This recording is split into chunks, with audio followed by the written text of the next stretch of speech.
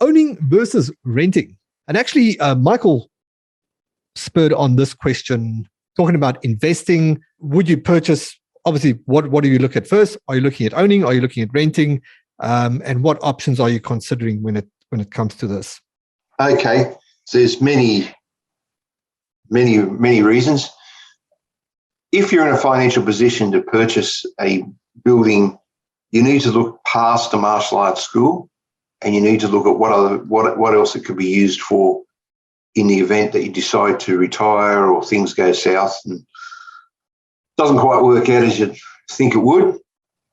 So, and then you can rent back off that building, the location, or if you own it, the license holder can rent it off you, so you have a guaranteed income stream. So there's a lot of good reasons to own it. Conversely, if you're not in that financial position or you can't obtain those funds, renting is your option. And then there's a third option is rent to buy, so you discuss with the owner, which we have an arrangement at the moment where we're going to rent for 3 years, and then we've got first option to buy, and we're tracking in that direction. So, we may invest in that property as a part of a commercial portfolio. But what I'm suggesting here is, there was a question that popped up and I didn't get to answer it, in a school hall, start part-time or small. You can feel the water, but if you've already got a full-time centre and it's going really well, you know the advantages of having one. So renting a facility is probably prudent and probably the way to go. Perfect. Does anyone have a question on that? Any more specifics for more context? I just wonder how many people currently own their facility or rent their facility in the group. That'd be interesting. Yeah. Own, just hand up for own. Amanda, own. Michael, own. Cool. Perfect. Gotcha. Yeah.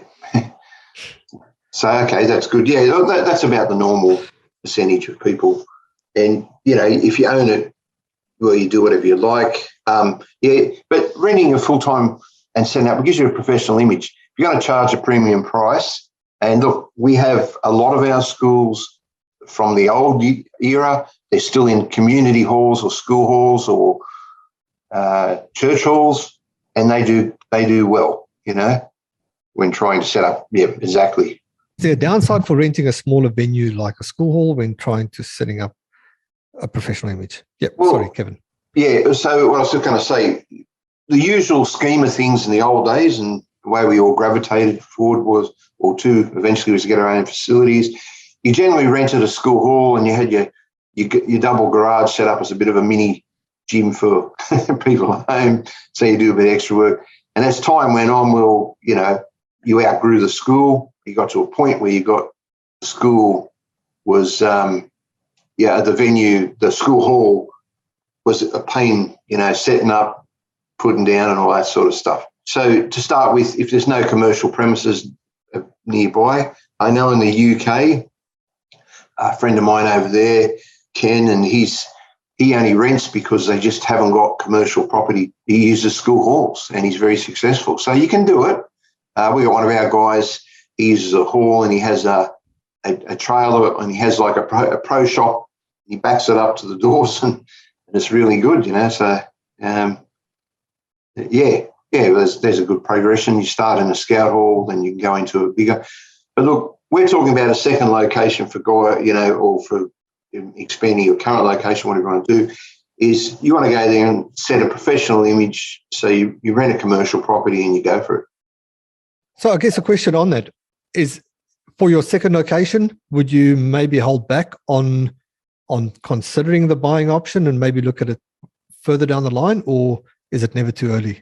Well, like Michael went straight for the 18 months later, for example. Yeah, that's fine. It just depends on your financial situation and where you're at.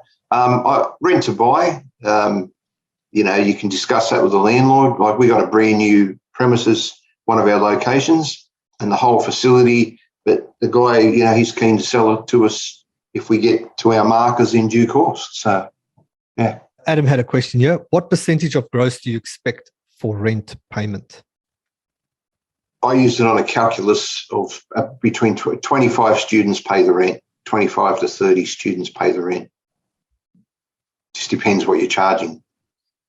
Perfect. And we'll do a breakdown of that. Yeah, we've got on that later on, the, haven't we? on the budget. Yeah.